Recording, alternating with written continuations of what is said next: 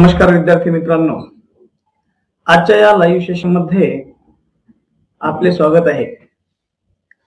मित्रांनो, आजच्या या लाईव्ह सेशन मध्ये आपण महाराष्ट्र स्टेट बोर्डच्या इयत्ता 12वी मधील इंग्रजी विषयामधील कविता या विभागामधील 2.4 have you earn your tomorrow या कवितेची लाइन बाय लाइन स्पष्टीकरणासह माहिती अभ्यासणार आहोत। मित्रांनो, आपल्याला जसे माहिती आहे की या कवितेमध्ये कवीने वाचकाला उद्देशून अनेक प्रश्नांचा वापर केलेला आहे। या कवितेमध्ये प्रश्नांच्या माध्यमातून कवी आपल्याशी संवाद साधण्याचा प्रयत्न करतोय। एडगर गेस्ट या कवितेमध्ये वाचकाला म्हणजेच तुम्हाला उद्देशून जे काही प्रश्न आपल्याशी करतोय, यामध्ये आपल्याला आयुष्याच्या प्रवासामध्ये जे काही वेगवेगळ्या प्रकारचे लोक भेटतात त्यापैकी ते एक आहेत असं समजून आपल्या समोर अनेक प्रश्नांचा वापर ते करतात। त्यामधून आपण स्वतःहून त्याचे अर्थ किंवा त्याचे उत्तर शोधण्याचा प्रयत्न करावा असं कवीला इथे सांगायचं आहे। कारण इथे सर्व प्रश्न ते रिटॉरिकल टाइप क्वेश्चन्स मध्ये विचारलेले आहेत की ज्याचं उत्तर द्यायची आपल्याला गरज नसते। बघा, कवितेच्या सुरुवातीलाच कवी म्हणतोय की तुम्हाला एखादा व्यक्ती भेटून किंवा तुमच्याशी बोलून त्या व्यक्तीला आनंद झालाय का, किंवा मग दिवसाच्या शेवटी तुम्हाला एखाद्या व्यक्तीच्या चांगल्या बोलण्यामुळे किंवा प्रेमळ शब्दांमुळे किंवा प्रेमळ कृतीमुळे तुम्ही कृतज्ञ होऊन त्या व्यक्तीची आठवण काढलेली असेल का, असा प्रश्न आपल्याला तो करतो। कवी परत आपल्याला विचारतोय की तुम्हाला भेटलेल्या एखाद्या मित्राचे तुम्ही आनंदाने स्वागत केले का फक्त सहज भेटलाय, हॅलो हाऊ आर यू एवढं म्हणून लगेच पुढे तुम्ही निघून गेलात, गर्दी मध्ये निघून गेलात, अशा प्रकारे तो इथे प्रश्न करतोय। तसेच आज तुम्ही एखाद्या व्यक्तीशी स्वार्थीपणाने किंवा बेपर्वाईने वागलात का, मग तुमच्या चांगल्या कृत्यामुळे आज एखादी व्यक्ती तुमच्याविषयी खरोखर कृतज्ञ आहे किंवा कृतज्ञपणाचं बोललाय असं तुम्हाला वाटतंय का। कवी पुन्हा आपल्याला इथे पुढे विचारतोय, म्हणजे प्रत्येक स्टांजामधून तो काहीतरी आपल्याला विचारतोय, आपल्याकडून काहीतरी नवीन काढण्याचा प्रयत्न करतोय, की आपल्याला विचार करायला भाग पाडतोय की याच्यामध्ये की त्या दिवसभरात आपण काय केलेलं आहे, आपल्या कृतीमुळे काय घडलेलं आहे। सकारात्मक दृष्टिकोन पाहायला मिळत असेल, सकारात्मक कृती पाहायला मिळत असेल तर तिथे आपल्याला आपली कृती ही योग्य आहे आणि त्यामधूनच आपण दिवसही चांगल्या प्रकारे शिकण्यासाठी किंवा जगण्यासाठी निर्माण केलाय असं कवीला इथे सांगायचं असतं। कवी पुढे म्हणतोय की आज दिवसभरामध्ये किमान एखाद्या व्यक्तीला तरी तुम्ही मदत केली असं तुम्ही प्रामाणिकपणाने सांगू शकाल काय। तुम्ही केलेल्या छोट्यातील छोट्या मदतीमुळे किंवा आपल्या चांगल्या बोलण्यामुळे एखादी व्यक्ती आज आनंदी झालेली आहे काय, म्हणजे एखाद्या व्यक्तीला आनंद झालेला आहे का, असा प्रश्न कवी आपल्या समोर करतो। जर यामधून कवी म्हणतोय की जर एखादा व्यक्ती तुमच्या या चांगल्या बोलण्यामुळे किंवा कृतीमुळे जर खुश झाला असेल तर नक्कीच तुम्ही पुढचा दिवस असाच चांगल्या प्रकारे जगण्यासाठी निवडलेला आहे। एखाद्या निराश झालेल्या व्यक्तीच्या मनामध्ये तुम्ही आशा जीवन जगण्यासाठी आशा अपेक्षा निर्माण केलेली आहे का। तसेच तुम्ही त्या व्यक्तीला जीवन जगण्याकरता त्याच्या अडचणीच्या वेळेमध्ये धीर दिलाय का, म्हणजे यामधून तो व्यक्ती पुन्हा प्रयत्न करून जगण्यासाठी चांगला दिवस जगू शकेल किंवा प्रयत्न करू लागेल। आणि शेवटच्या स्टांजामध्ये कवी आपल्याला सांगतोय की आजचा दिवस तुम्ही कशा प्रकारे व्यतीत केला ते कवी आपल्याला इथे विचारतोय। म्हणजे काय की दिवसभर काम केल्यानंतर जेव्हा आपण झोपायला जातो तेव्हा आपण चिंतन केलं पाहिजे की दिवसभरामध्ये जे काही आपण काम करतोय, जे काही आपण काम केलेलं आहे त्या कामामध्ये आपल्याला काय शिकायला मिळालं किंवा आपण केलेलं काम खरंच चांगलं आहे का याचा विचार आपण केला पाहिजे। कारण आजचा दिवस आपण व्यर्थ घालवला किंवा एखादं चांगलं कृत्य व्यतीत केला हे आपल्यालाच माहिती असतं।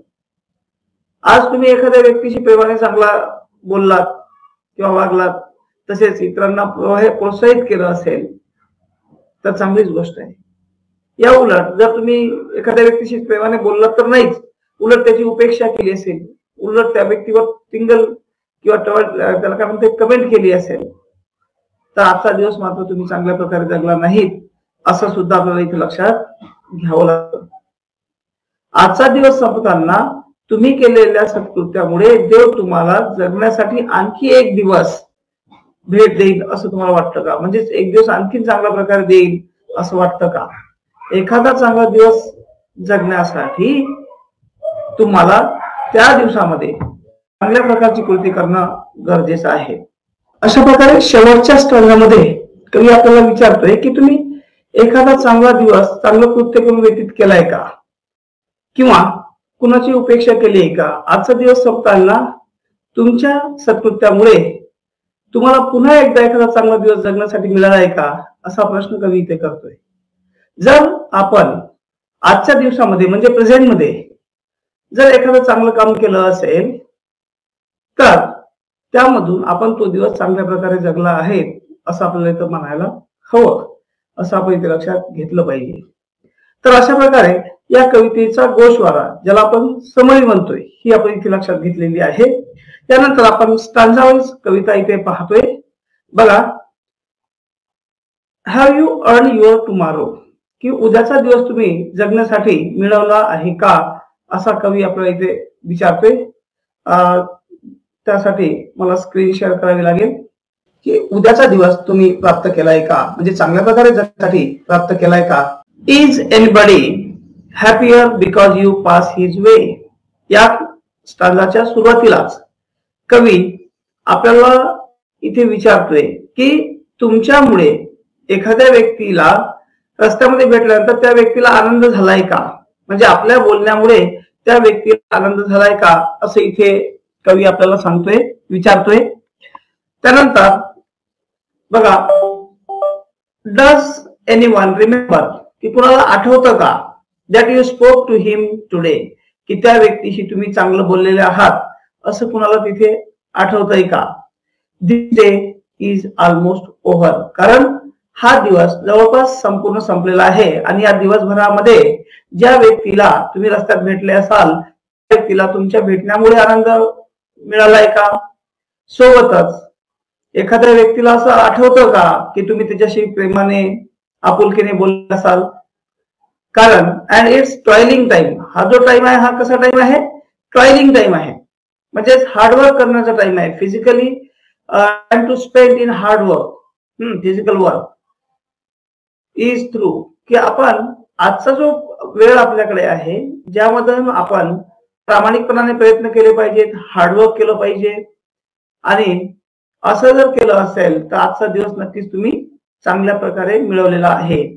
Is there anyone to utter now a kindly word of you, असं कोणी आहे का की ज्यामुळे तुमच्यामुळे चांगलं काम केल्यामुळे त्या व्यक्तीला फायदा झाला असेल किंवा त्या व्यक्तीला आनंद झाला असेल आणि त्या बदल्यात कृतज्ञता म्हणून त्या व्यक्तीने तुमच्यासाठी चांगले शब्द वापरले असतील, काइंडली वर्ड्स, म्हणजे इथे काय कृतज्ञतापूर्वक शब्द. की इथे असं होतं बरेचदा की एखाद्या व्यक्तीमुळे आपल्याला फायदा झाला की आपण त्या व्यक्तीचे आभार व्यक्त करतो किंवा थँक्यू त्याला म्हणतो, म्हणजेच काय, त्या व्यक्तीबद्दल आपण कृतज्ञता व्यक्त करत असतो.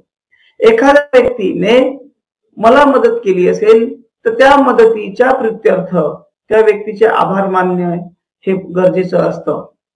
त्यानंतरच्या बघा काय सांगितलंय, did you give a cheerful greeting, cheerful greeting पूर्वक स्वागत करणे, to the friend who came along, की एखादा तुमच्याकडे येणारा किंवा तुम्हाला भेटणारा एखादा मित्र असेल तर त्या मित्राचे तुम्ही मनापासून आनंदाने स्वागत केलेले आहे का.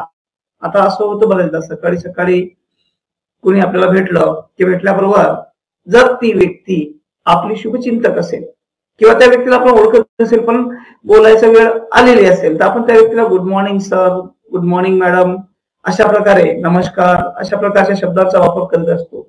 म्हणजेच आनंदाने त्या व्यक्तीचं स्वागत आपण करीत असतो.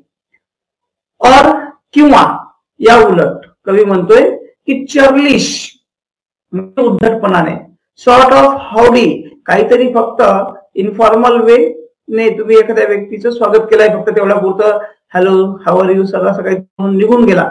अँड देन व्हॅनिश, व्हॅनिश म्हणजे गायब होऊन जाणे. इन द थ्रॉंग म्हणजे गर्दीमध्ये, जमावामध्ये, की एखादी व्यक्ती भेटली आणि उद्या त्याला गुड मॉर्निंग म्हणून तेवढ्या पुरतं हॅलो म्हणून तुम्ही तिथून गर्दीमध्ये निघून गेलात का?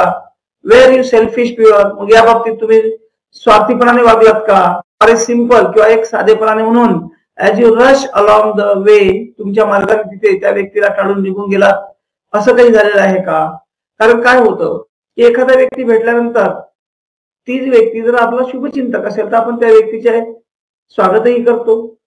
जे काही आपले स्वागत करण्याची पद्धत आहे, गुड मॉर्निंग सर मॅडम वगैरे असं बोलून, आणि सोबतच आपण त्या व्यक्तीशी थोडं बोलून आपलं काम पूर्ण करत असतो.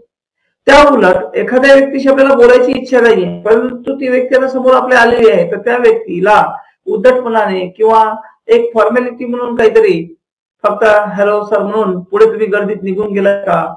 स्वार्थीपणाने त्या व्यक्तीशी वागलात का? किंवा एक साधे म्हणून फक्त काहीतरी बोलायचं आणि निघून जायचं, असं काही केलेलं आहे का? अशा प्रकारचे प्रश्न कवी आपल्याला इथे विचारतो. ऑर इज समवन, किंवा मग त्यामध्ये असं कोणी आहे का मायटी ग्रेटफुल, जो मोठ्या मनाने कृतज्ञता व्यक्त करतो फॉर एका कामासाठी. डीड म्हणजे काय? वर्क, जे तुम्ही काम केलेलं आहे. यू डीड टुडे, की आज दिवसभरात तुम्ही जे काही काम केलं असेल त्या बाबतीत समोरच्या व्यक्तीने मोठ्या मनाने तुमचे कृतज्ञतापूर्वक आभार मानलेले आहेत का? जर मानले असेल तर उद्याचा दिवस तुम्ही चांगल्या प्रकारे जगण्याकरता प्राप्त केलेला आहे, असं सुद्धा आपण इथे लक्षात घेतलं पाहिजे. आता बघा काय होतं की स्वार्थीपणाने वागलं तर या बाबतीत मात्र कवीला असं वाटतं की तुम्ही फक्त स्वतः जगलात, परंतु इतरांसाठी आपल्याला जगायचं आहे, म्हणजे समाजासाठी आपल्याला चांगल्या गोष्टी करायच्या आहेत. आणि या चांगल्या गोष्टी जर तुम्ही वर्तमानामध्ये केल्या असतील तर तुमचा भविष्यकाळ हा चांगल्या प्रकारे जगण्यासाठी तुमच्यासाठी उपलब्ध आहे, असं कवीला सांगायचं आहे. म्हणजे यामधून आपल्याला एक मेसेज घेता येतो की स्वतःसाठी जगलात तर संपला, परंतु इतरांसाठी जगलास तरच चांगल्या प्रकारे जगलास. म्हणजे इतरांसाठी आपण काहीतरी चांगलं आपल्या हातून घडलं पाहिजे. प्रत्येक व्यक्ती स्वतःसाठी जगत असतो, स्वतःसाठी प्रयत्न करीत असतो, पण इतरांसाठी देखील आपण प्रयत्न केले पाहिजे, हे इथे कवीला सांगायचं आहे. त्यानंतर शेवट पुढच्या स्थानामध्ये कवी सांगतो बघा, can you say tonight, की दिवसभर वर्क केल्यानंतर सायंकाळी जेव्हा तुम्ही झोपायला जाता, कारण तो दिवस कसा असतो, पार्टिंग विथ द डेज, तो दिवस संपत गेलेला आहे. अँड दॅट स्लीपिंग फास्ट, की तो आता पूर्णपणे तुमच्या हातातून निघून जातोय. आणि त्या दिवशी सायंकाळी कधी तुम्ही असं म्हणू शकता का, काय, that you help a single brother, की एका व्यक्तीला कधी तुम्ही मदत केलेली आहे, ऑफ द मेनी, जे अनेक लोक तुम्हाला भेटले, दॅट यू पास, की दिवसभरात जे काही अनेक लोक तुम्हाला भेटले असतील त्यापैकी काही लोकांना तुम्ही एखाद्याला तरी तुम्ही मदत केली का, असं जर तुम्हाला वाटत असेल, असं जर तुम्ही सांगत असाल. Or is a single heart, मग एखाद्या व्यक्तीच्या मनाला तरी रिजॉइसिंग ओव्हर, आनंद झालाय का, what you did or said, की तुम्ही जे काही काम केलं असेल त्या कामामुळे किंवा जे काही तुम्ही त्या व्यक्तीशी बोलला असेल त्या बोलण्यामुळे त्या व्यक्तीच्या, एखाद्या व्यक्तीच्या तरी मनाला आनंद झालाय का, असा प्रश्न इथे कवी आपल्याला करतो. म्हणजेच काय की आपल्या कृतीमुळे कमीत कमी एखाद्या व्यक्तीच्या जीवनात तरी आनंद निर्माण झालाय का. जर झाला असेल आणि तुम्ही जर असं म्हणू शकत असाल की yes I have done something for the betterment of someone, for the betterment of society, की कुणासाठी तरी मी काहीतरी चांगलं केलेलं आहे, असं जर तुम्ही सांगू शकत असाल तर मग मात्र उद्याचा दिवसही तुम्ही अशाच प्रकारे चांगला जगण्यासाठी मिळवलेला आहे, असं इथे कवीला सांगायचं आहे. Does a man whose hopes were fading, किंवा मग असा एखादा व्यक्ती की ज्याने जीवन जगण्याची काय केलेली आहे, होप सोडून दिलेली आहे. होप्स वेअर फेडिंग, फेडिंग म्हणजे नष्ट होत जाणे, की ज्याच्याकडे जीवन जगण्यासाठी आता कुठलीही प्रकारची अपेक्षा नाही, असा. Now with courage look ahead, परंतु आता तुमच्या बोलण्यामुळे मात्र तो पुढे भविष्याकडे आपल्या मोठ्या हिमतीने पाहतोय, म्हणजे मोठ्या हिमतीने आलेल्या संकटाला सामोरे जात असेल तुमच्या बोलण्यामुळे, तुमच्या विश्वासामुळे, तर नक्कीच त्या व्यक्तीच्या आयुष्यात आपण आशेचा किरण निर्माण केला आहे. तर अशाच प्रकारे जीवन जगण्यासाठी हिमतीने येणाऱ्या संकटांना सामोरे जाण्यासाठी लोकांना ज्या प्रकारे आपण काउन्सिलिंग करतो तशाच प्रकारे भविष्यातही आपण तसं काउन्सिलिंग करण्यासाठी तो दिवस प्राप्त केलाय असं कवीला इथे सांगायचं आहे. त्यानंतरच्या स्टांजामध्ये बघा कवीने काय सांगितलंय, did you waste the day, की तुम्ही एखादा दिवस जो जगलात तो वाया घालवलाय का, ऑर लॉस इट, किंवा तो असाच गमावलाय काय काहीही न करता, म्हणजे कुठल्याही प्रकारचं चांगलं काम न करता. वॉज इट वेल, किंवा मग तो चांगला प्रकार तुम्ही व्यतीत केलाय का, ऑर सोअरली स्पेंड, सोअरली स्पेंड म्हणजे चांगल्या प्रकारचं कृत्य करून तो तुम्ही व्यतीत केलाय का, असा इथे कवी प्रश्न करतोय. म्हणजे आजचा एक तर दिवस दोन प्रकारे आपण जगू शकतो. एक तर तुम्ही केला असेल काही न करता स्वतःपुरता विचार करून, किंवा मग इतरांसाठी काहीतरी चांगलं काम करून चांगल्या प्रकारे तुम्ही सत्कृत्य करून तो व्यतीत केला असेल. तर दोनपैकी कोणत्या प्रकारात आपण तो दिवस गमावला याचाही आपण विचार इथे केला पाहिजे असं कवीला वाटतं. Did you leave a trial of kindness, मग दिवसभरात जे काही जर तुम्ही कृत्य केलं आहे त्याचं सत्कृत्य केलं असेल, चांगल्या प्रकारचं कृत्य तुमच्या हातून घडलं असेल, तर इथे कवी सांगतोय की ट्रायल ऑफ काइंडनेस, की चांगल्या प्रकारचा एक मार्ग, ट्रायलचा अर्थ इथे काय मार्ग, काइंडनेस दयाळूपणाचा चांगल्या कृत्याचा तुम्ही लोकांसाठी सोडलाय का, निर्माण केलाय का, or A scar of discontent, किंवा मग असमाधानाने कुठल्या तरी व्यक्तीची उपेक्षा केली का, कुठल्या व्यक्तीबद्दल तुम्ही टीकात्मक काहीतरी बोलले का. जर असं असेल तर पुन्हा एकदा तो दिवस आपण चांगल्या प्रकारे व्यतीत केला नाही असं इथे कवीला सांगायचं आहे. चांगला दिवस व्यतीत करणे म्हणजे काय, तर इतरांशी चांगल्या प्रकारे वागून इतरांसाठी काहीतरी आपण चांगलं केलं पाहिजे, समाजासाठी काहीतरी आपण चांगलं केलं पाहिजे, for the betterment of society ज्याला म्हणतो आपण. तर ते आपण असं काही आपल्या हातून घडलंय का असं कवी इथे आपल्याला विचारतोय. As you close your eyes, जेव्हा झोपायला जाताना आपण डोळे बंद करतो, इन स्लंबर, स्लंबर म्हणजे झोपत असताना, तेव्हा तुम्हाला असं वाटतं का, do you think that God would say, की तुम्हाला तुमचं मन किंवा ईश्वरी आवाज म्हणजे दैवी शक्ती त्याला म्हणतो आपण, ते इथे तुम्हाला सांगतोय का की you have earn one more tomorrow by the work you did today, की आज ज्या प्रकारे तुम्ही चांगलं काम केलंय त्या चांगल्या कामामुळे पुन्हा एकदा एक तुम्ही चांगला दिवस मिळवलाय असं तुमचं मन तुम्हाला सांगतंय का, असं इथे कवीला वाटतं. म्हणजेच काय, आपण केलेली कृती योग्य केलं हे आपल्याला सहज लक्षात येतं. जर आपण केलेली कृती चुकीची असेल तर आजचा दिवस आपण चांगल्या प्रकारे गमावला नाही असं आपल्याला म्हणावं.